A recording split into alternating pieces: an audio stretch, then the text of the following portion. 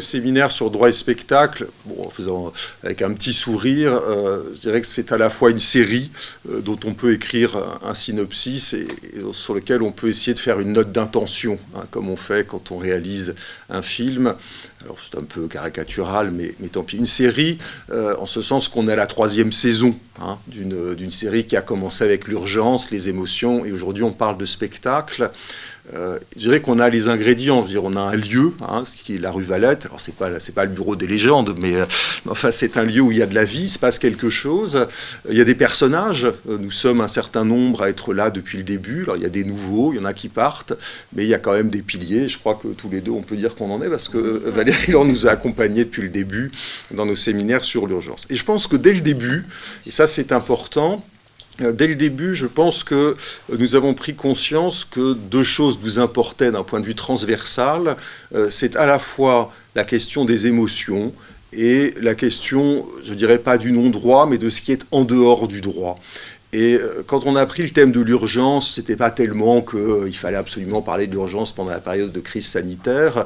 Tout le monde l'a fait, donc c'était pas extraordinairement original. Mais on l'a fait parce que nous avions l'urgence de nous retrouver. Il y avait quelque chose, une certaine forme d'émotion. Hein, je dirais que c'est presque sous le coup de l'émotion que nous nous sommes retrouvés pour essayer de raisonner et de ne pas perdre notre temps à des apéritifs un peu moroses à distance.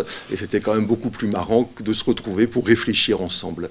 Et ce que nous avons vu en étudiant ce droit de l'urgence, c'est qu'en fait c'était le droit du non-droit. Nous nous sommes dit, bien voilà, dans cette séquence, il y a l'émotion, il y a du non-droit, et nous avons poursuivi avec le droit et les émotions, avec l'idée qu'en regardant ce que sont les émotions dans le droit, ben évidemment on parlerait des émotions, et que ceci nous amènerait aux frontières du droit.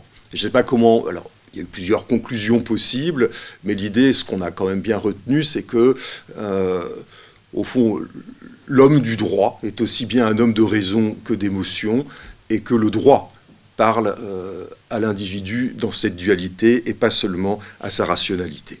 Et puis maintenant, on aborde le spectacle, et je dirais qu'on avait étudié avant les émotions à l'intérieur du droit. Là, on déplace le droit à l'intérieur du monde des émotions, qui est celui du spectacle.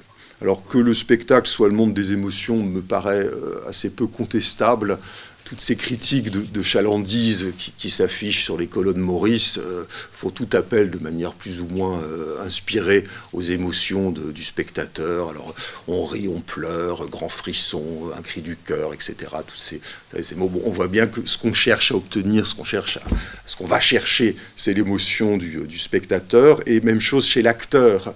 C'est quelque chose qu'on voit très bien dans le film Les Amandiers, lorsque Chéreau, joué par Louis Garrel, s'énerve devant ses acteurs, on leur dit il ne se passe rien. Il ne se passe rien, ça veut dire qu'en fait, il dit à ses acteurs, vous êtes sur le texte, vous n'êtes pas engagés, votre corps n'est pas engagé, donc l'émotion ne peut pas passer, il ne se passe rien.